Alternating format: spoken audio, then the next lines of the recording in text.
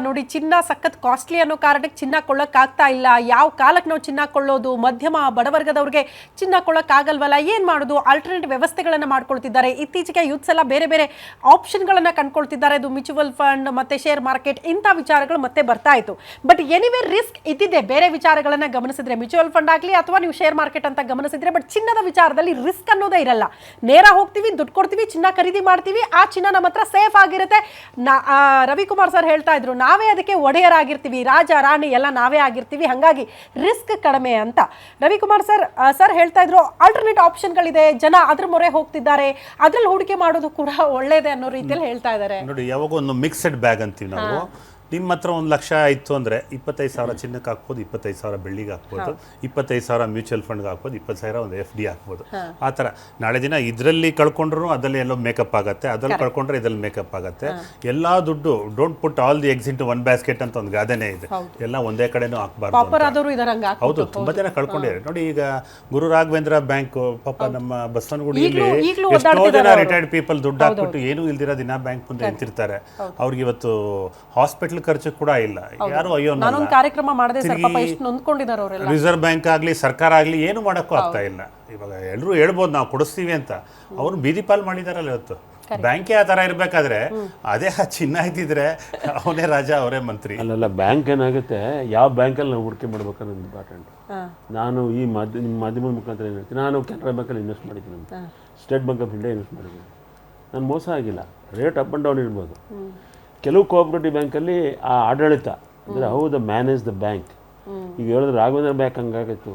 ಆಡಳಿತ, ನಾನು ಸಾಲ ಕೊಡ್ಬೇಕಾದ್ರೆ ಮತ್ತೊಂದು ಕೊಡ್ಬೇಕಾದ್ರೆ ಇದು public money, how to safeguard the interest ಅಂತ ಮಾಡಲಿಲ್ಲ. ಅದಕ್ಕೆ ಆ ಪರಿಸ್ಥಿತಿ ಸಾಮಾನ್ಯ ಜನರಿಗೆ ಏನಾದ್ರು ಗೊತ್ತಾ, ಬ್ಯಾಂಕ್ ಗೊತ್ತಿಲ್ಲ, ಇದು ಬ್ಯಾಂಕ್ ಅಲ್ವಾ, 10% 12% ಕೊಡ್ತೀರಾ ಅಂತೀರಾ, 8% ಬೇರೆ ಕಡೆ ಕೊಡ್ತೀರಾ, ಅದಕ್ಕೋಸ್ಕರ ಅಲ್ಲಿ ಹೋಗ್ತೀವಿ. ಅದನ್ನ ಏನು ಮಾಡೋದು, ಅನಲೈಸ್ ಮಾಡ್ಬೇಕು. ಅದಕ್ಕೆ ಈಗ ನೀವು ಅದನ್ನ ನಾವು ಯಾಕೆ ಇವತ್ತು ಇಷ್ಟೊಂದು ಹೇಳ್ತೀನಿ ಅಂದರೆ, ನಮಗೆ ಇವತ್ತು ಅಡ್ವೈಸರ್ಸ್ ಭಾಳ ಇದ್ದಾರೆ. ನಿಮ್ಮ ಮುಖಾಂತರ ಬೇಕಾದಷ್ಟು ಕಾರ್ಯಕ್ರಮ ನಡೀತದೆ, NDTV ಕಾರ್ಯಕ್ರಮ ಇರ್ತದೆ, ನ್ಯಾಷನಲ್ ಟೆಲಿವಿಷನ್ ಅದ್ರ ಬಗ್ಗೆ ಮಾಹಿತಿ ಕೊಡ್ತಾರೆ. ಪ್ರತಿ ಗಂಟೆಗೆ ನಿಮ್ಗೆ ಒಂದೊಂದು ಶೇರ್ ಬಗ್ಗೆ ಮಾಹಿತಿ ಕೊಡ್ತಾರೆ. ಎಷ್ಟು ಮಟ್ಟಿಗೆ ನಂಬೋದು ಬಿಡ್ಬೋದು ಅದು ನಮ್ಮದು. ಈಗ ಬಿಗ್ಗೆಸ್ಟ್ ಫೈನಾನ್ಷಿಯಲ್ ಅನಾಲಿಸ್ಟ್ ಇರ್ತಾರಲ್ಲ ಎಕನಾಮಿಕ್ಸಲ್ಲಿ, ಫೈನಾನ್ಸ್ ಮಿನಿಸ್ಟ್ರಿಗೆ ಅಡ್ವೈಸ್ ಕೊಡೋರು ನೆಗೆಟಿವ್ ಆಗ್ಬಿಡ್ತದೆ ಅವ್ರ ಅಡ್ವೈಸ್. ಅವ್ರು ಹೇಳಿದ ಅಡ್ವೈಸ್ ಮುಂದೆ ನಡೆಯಲ್ಲ. ಅವ್ರು ಏನು ಹೇಳಿರ್ತಾರೆ ನೆಕ್ಸ್ಟ್ ಇಯರ್ ಹಿಂಗೆ ಆಗುತ್ತೆ, ಅದು ಆಗಲ್ಲ. ಬಿಕಾಸ್ ತಿಳುವಳಿಕೆ ಬೇರೆ, ಪ್ರಾಕ್ಟಿಕಲ್ ಆಗೋದು ಬೇರೆ. ನಾವೇನು ಅನ್ಕೊಂಡಿರ್ತೀವಿ ಅದೇ ಆಗಬೇಕು ಅಂತೇನು ರಿಸಿಡ್ ಅಲ್ಲ. ಯಾರಿಗೆ ಗೊತ್ತಿತ್ತು ಚಿನ್ನ ಇಷ್ಟ ಆಗುತ್ತೆ, ಹಂಗೆ ಗೊತ್ತು ನಾನು 10 kg ತೊಗೋತಿದ್ದೆ ಅಲ್ವಾ. ಆ ಥರ ಮಾರ್ಕೆಟನ್ನು ತಿಳುವಳಿಕೆ ಎಷ್ಟು ಮಟ್ಟಿಗೆ ಇರುತ್ತೆ ಅನ್ನೋದು ಹಿಂದೆ ಭಾಳ ಕಷ್ಟ ಆಯ್ತು, ಇವತ್ತು ಹಂಗಲ್ಲ. ಶಿವಕುಮಾರ್ ಸರ್, ಈಗ ಮಾರ್ಕೆಟ್ದು ಬೆಲೆ ಅಥವಾ ಅದ್ರ ಬಗ್ಗೆ ನಾವು ನಾಲೆಜ್ ಎಷ್ಟು ಜನಕ್ಕೆ ಹೆಂಗಿರುತ್ತೆ ಅನ್ನೋದು ಇಂಪಾರ್ಟೆಂಟ್. ಈಗ ನಮ್ಮೂರ ಕಡೆ ನೀವು ಗ್ರಾಮೀಣ ಪ್ರದೇಶದಲ್ಲಿ ಅದ್ರ ಬಗ್ಗೆ ಗೊತ್ತೇ ಇಲ್ಲ. ಈ ಮ್ಯೂಚುವಲ್ ಫಂಡ್ ಅಂದರೆ ಗೊತ್ತಿರಲ್ಲ, ಶೇರ್ ಮಾರ್ಕೆಟ್ಗಳು ಗೊತ್ತಿರಲ್ಲ. ಯಾರೋ ಹೇಳಿದ್ರಂತ ದುಡ್ಡು ಹಾಕಿ ದುಡ್ಡು ಕಳ್ಕೊಂಡು ಪಾಪ ಮನೆ ಮಟ್ಟ ಕಳ್ಕೊಂಡವರು ಇದ್ದಾರೆ. ಸೊ ಅದ್ರ ಬಗ್ಗೆ ನಾಲೆಜ್ ಇದ್ದವ್ರು ಮಾತ್ರ ಹೂಡಿಕೆ ಮಾಡೋದಕ್ಕೆ ಸಾಧ್ಯ. ಬಟ್ ಎಲ್ಲರೂ ಕೂಡ ಮೋಸ್ಟ್ಲಿ ಒಬ್ಬ ಕಾಮನ್ ಪೀಪಲ್, ಒಬ್ಬ ಎಜುಕೇಟೆಡ್ ಇದ್ರೂ ಕೂಡ ಹೂಡಿಕೆ ಮಾಡೋದು ಚಿನ್ನದ ಬೆಲೆ ಅಂತ. ಬಹಳ ಸಾಮಾನ್ಯದ ಗ್ರಾಮ ಪ್ರದೇಶ. ಫಾರ್ ಎಕ್ಸಾಂಪಲ್ ಕೊಪ್ಪಳ ಡಿಸ್ಟ್ರಿಕ್ಟಲ್ಲಿ ಒಂದು ಗ್ರಾಮ ಇದೆ ಅಂತ. ಆ ಗ್ರಾಮ ಪ್ರದೇಶದಲ್ಲಿ ಒಬ್ಬ ಅನಲಿಸ್ಟ್ ಅಂದ್ರೆ ಒಬ್ಬ ಆರ್ಡಿನರಿ PUC ಅಥವಾ BSc ಮಾಡಿದ ಹುಡುಗ is better than our adviser. How he analyse through the media, through technology. ಅವನು ಅವ್ರಿಗೆ ಅಡ್ವೈಸ್ ಮಾಡ್ತಾನೆ. ಈಗ remote village in Bidar, remote village in Chamarajanagar, a corner of the Kagalwadi fellow, he says what is the today's rates, because he got analyzing capacity, because of the media, because of the technology, because required information infrastructure. But anyway ನೀವು ಒಪ್ಕೊಳ್ತೀರಾ ಇಲ್ಲ Shivakumar sir? ಅಂದ್ರೆ ಒಂದು ಹಂತಕ್ಕೊಂದು risk ಅಂತಂದಾರು ಕಾಣಿಸ್ತಾ ಇರುತ್ತೆ. ಯಾವ ಜನನು ಅದನ್ನ cross check ಮಾಡಬೇಕಾಗುತ್ತೆ. ಚಿನ್ನದ ವಿಚಾರದಲ್ಲಿ ಹಂಗಾಗಲ್ಲ ಅಂತ. ಫಂಡ್ ಒಂದು ಅಡ್ವರ್ಟೈಸ್ಮೆಂಟ್ ಬಂದರೂ ಕೂಡ mutual fund investment is subject to market risk. Read the offer document carefully. Ravikumar ನಾಳೆ ನಾನು 40,000 ಕೊಡ್ತೀನಿ ಅಂತ ಹೇಳಲ್ಲ. ರವಿಕುಮಾರ್ ಚಿನ್ನ ತಗೊಂಡ್ರೆ read the offer document carefully ಅಂತ ಬರುತ್ತೆ. ನೀವು ಅದನ್ನ ಓದಕ್ಕೆ PhD ಮಾಡಬೇಕಾಗತ್ತೆ. ಹೇಳ್ತೀನಿ ನೋಡಿ ಅದನ್ನ. ಆಮೇಲೆ ಮ್ಯೂಚುವಲ್ ಫಂಡ್ ಇನ್ವೆಸ್ಟ್ ಮಾಡಿದ ತಕ್ಷಣ ಅವ್ರು ಏನು ಹೇಳ್ತಾರೆ, ಮಾರ್ಕೆಟ್ ಫಂಡಮೆಂಟಲ್ಸ್ ನೋಡಿ. ಅವ್ರು ಯಾವುದಕ್ಕೆ ಮ್ಯೂಚುವಲ್ ಫಂಡ್ ಅವರು ಏನು ಪರ್ಚೇಸ್ ಮಾಡ್ತಾ ಇದ್ದಾರೆ, ಸ್ಟೀಲ್ ಶೇರ್ ಪರ್ಚೇಸ್ ಮಾಡ್ತಾ ಇದ್ದಾರೆ, ಸಿಮೆಂಟ್ ಶೇರ್ ಮಾಡ್ತಾ ಇದ್ದಾರೆ, ಅಕಸ್ಮಾತ್ ಅವರು ಇನ್ಫ್ರಾಸ್ಟ್ರಕ್ಚರ್ ಶೇರು, ಇಲ್ದರೆ ಏವಿಯೇಷನ್ ಬಿದ್ದೋಯ್ತು ಅಂದ್ರೆ ಮ್ಯೂಚುವಲ್ ಫಂಡ್ ಹೋಯ್ತು. ಚಿನ್ನ ಯಾವತ್ತೂ ಕೈ ಕೊಡಲ್ಲ. ಇಲ್ಲ, ಕೈ ಕೊಡಲ್ಲ. ಈ ಚಿನ್ನದ ಬಗ್ಗೆ ನಾವು ತಗೊಳ್ಳೋದು ತಪ್ಪು ಅಂತ ಹೇಳಿ, ಚಿನ್ನದ ಮೇಲೆ ಇನ್ವೆಸ್ಟ್ ಮಾಡೋದು ಒಳ್ಳೇದು, ಇಲ್ಲ ಅಂತಿಲ್ಲ. ನಾನು ಒಂದು ಎಕ್ಸಾಂಪಲ್ ಕೊಡ್ತೀನಿ ರವಿಕುಮಾರ್ಗೆ.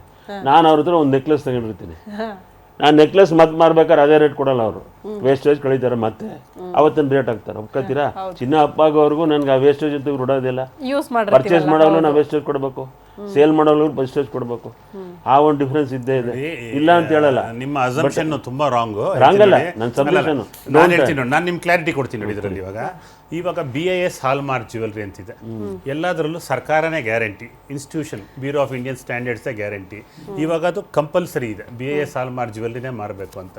ಇವತ್ತು ನೀವು ಯಾವ ಜ್ಯುವೆಲ್ರಿ ತೊಗೊಂಡ್ರೂ ನೀವು ನಿಮಗೆ ಸ್ಟೋನ್ ವೆಯ್ಟ್ ಕೂಡ ಲೆಸ್ ಆಗುತ್ತೆ. ಮುಂಚೆ ಥರ ಅದು ಕನ್ಸೀಲ್ಡ್ ಇದೆ, ಎಲ್ಲ ಕಂಪ್ಲೀಟ್ ಕ್ಲಾರಿಟಿ ಇದೆ, ಎಷ್ಟು ಕಲ್ಲಿದೆ ಎಷ್ಟು ಚಿನ್ನ ಇದೆ ಅಂತ. ಆಮೇಲೆ ಅದಕ್ಕೆ ಮ್ಯಾನುಫ್ಯಾಕ್ಚರಿಂಗ್ ಕಾಸ್ಟ್ ಅಂತಿದೆ. ನೀವೇನೇ ತೊಗೊಳ್ಳಿ ಎಲ್ಲದಕ್ಕೂ ಮ್ಯಾನುಫ್ಯಾಕ್ಚರಿಂಗ್ ಕಾಸ್ಟು ಲೋಯೆಸ್ಟ್ ಬಂದು ಇವತ್ತು ಗೋಲ್ಡೆ 10%. ಫಾರ್ ಎಕ್ಸಾಂಪಲ್ ನೀವೊಂದು ಅಲ್ಯೂಮಿನಿಯಮ್ದು ಏನಾದ್ರು ಒಂದು ವಸ್ತು ತೊಗೊಳ್ಳಿ, ಆ ಅಲ್ಯೂಮಿನಿಯಂ ವ್ಯಾಲ್ಯೂ 10% ಕೊಡ್ತೀರಾ, 3 ಟೈಮ್ಸ್ ಕೊಟ್ಟಿರ 300 ಟೈಮ್ಸ್ ಕೊಟ್ಟಿರ್ತೀರಾ. ಗೋಲ್ಡ್ ಒಂದೇ ನಿಮಗೆ 5%ಗೂ ಸಿಗುತ್ತೆ. 5% ಆಫ್ ದ ವ್ಯಾಲ್ಯೂ ಅಡಿಷನ್ಗೆ ನಿಮ್ಗೊಂದು ಜ್ಯುವೆಲ್ರಿ ಸಿಗುತ್ತೆ. ತಿರುಗಿ 100% ನಿಮ್ಮ ವೆಯ್ಟ್ ಟು ವೆಯ್ಟ್ ಸಿಗುತ್ತೆ, ಅಥವಾ ರೇಟ್ ಟು ರೇಟ್ ಸಿಗುತ್ತೆ. ಚಿನ್ನಕ್ಕೆ ಅದರದೇ ಆದ ಬೆಲೆ ಬರುತ್ತೆ. ಇವಾಗ ಚಿನ್ನದಲ್ಲಿ ಇವಾಗ ವೈಸ್ ಇನ್ವೆಸ್ಟ್ಮೆಂಟ್, ಆ ಬ್ಲ್ಯಾಕ್ ಶೀಪ್ ಎಲ್ಲ ಹೋಯ್ತು. ಮುಂಚೆ ನೀವು ಹೇಳ್ದಂಗೆ ಅವೆಲ್ಲ ಆಗ್ತಿತ್ತು, ಕಲ್ಲು ವೇಸ್ಟೇಜ್ ಎಲ್ಲ. ಇವಾಗ ಆ ಬ್ಲ್ಯಾಕ್ ಶೀಪ್ ಎಲ್ಲ ಎರಡಿಕೇಟ್ ಆಗೋಯ್ತು. ಇವಾಗ it's one of the finest market ಇವತ್ತು ಚಿನ್ನ. ಇವತ್ತು ವ್ಯಾಲ್ಯೂ ಫಾರ್ ಮನಿ. ಇವತ್ತು ನಿಮ್ಮ ಬೇರೆ ಅಂಗಡಿಯಿಂದ ಇನ್ನೊಂದು ಅಂಗಡಿ ತಂದ್ರೂ ಹಾಲ್ ಮಾರ್ಕಿದ್ರೆ ಅವರು ಒಪ್ಕೊತಾರೆ. ಮುಂಚೆ ನಮ್ಮ ಅಂಗಡಿದೇ ತೊಗೊಂಬ ಅಂತಿದ್ರು. ಇವಾಗ ಹಾಲ್ ಮಾರ್ಕ್ ಅನ್ನೋದೇನಾಯ್ತು, it's a recognition, it's good ಅಂತ. ಪ್ರತಿಯೊಬ್ಬರು ಅದಕ್ಕೆ 100% ವ್ಯಾಲ್ಯೂ ಕೊಡ್ತಾ ಇದ್ದಾರೆ. ಆಮೇಲೆ ಚಿನ್ನದ ಆಭರಣ ನೀವು ತಯಾರಿಕೆ ಕೊಡೋದು ಎಷ್ಟು ಹೇಳಿ, ಆ intrinsic value of the gold 10% ಅಥವಾ 15 ಅಥವಾ 4-3% ಅಷ್ಟೇ ಕೊಡೋದು. ಬೇರೆ ಮೆಟಲ್, ಫಾರ್ ಎಕ್ಸಾಂಪಲ್ ಒಂದು ವಾಚ್ ತೊಗೊತೀನಿ, ಒಂದು ಸ್ಪೆಕ್ಸ್ ತೊಗೊತೀನಿ, ಇದು 15,000 ಕೊಟ್ಟಿದ್ದೀನಿ ಇದಕ್ಕೆ ಫ್ರೇಮ್ಗೆ, ಟೈಟಾನಿಯಂ ಅಂತಾರೆ. ಇದರಲ್ಲಿ ಮೆಟಲ್ ವ್ಯಾಲ್ಯೂ ಇರೋದೆಲ್ಲ 60 ರೂಪಾಯಿ, ಅದು 15,000 ಕೊಟ್ಟಿರ್ತೀವಿ ನಾವು. ಚಿನ್ನದ ಆ ಥರ ಅಲ್ಲ. ಎಸ್ ಸರ್, ಇಷ್ಟೊತ್ತು ನಮ್ಮ ಜೊತೆಗಿದ್ದು ಸಾಕಷ್ಟು ಮಾಹಿತಿ ಕೊಟ್ಟಿದ್ದೀರಿ ಚಿನ್ನದ ವಿಚಾರಕ್ಕೆ ಸಂಬಂಧಪಟ್ಟಂತೆ. Thank you so much sir, thank you. ನೋಡಿದ್ರಲ್ಲ, ಒಟ್ಟಿನಲ್ಲಿ ಚಿನ್ನದ ರೇಟ್ ಇನ್ನೂ ಜಾಸ್ತಿ ಆಗುತ್ತೆ ಹೊರತು ನಾವು ಅಂದುಕೊಂಡಂಗೆ ಕಡಿಮೆ ಆಗಲ್ಲ. ಹಾಗಾಗಿ ಯಾವುದೇ ಕಾಲಕ್ಕಾದರೂ ಕೂಡ ಚಿನ್ನದ ಮೇಲೆ ಹೂಡಿಕೆ ಮಾಡೋದು ಉತ್ತಮ. ಕಷ್ಟ ಕಾಲಕ್ಕಾಗುತ್ತೆ, ಆಪತ್ ಕಾಲಕ್ಕೆ ಚಿನ್ನ ಯಾವತ್ತೂ ಕೂಡ ಜೊತೆಗಿರುತ್ತೆ. ಹಾಗಾಗಿ ಹೂಡಿಕೆ ಮಾಡೋದು ಯಾವ ಟೈಮಲ್ಲಾದರೂ ಕೂಡ ಒಳ್ಳೆಯದೇ ಅನ್ನುವಂಥ ವಿಚಾರವನ್ನು ತಜ್ಞರು ಹೇಳ್ತಿದ್ದಾರೆ.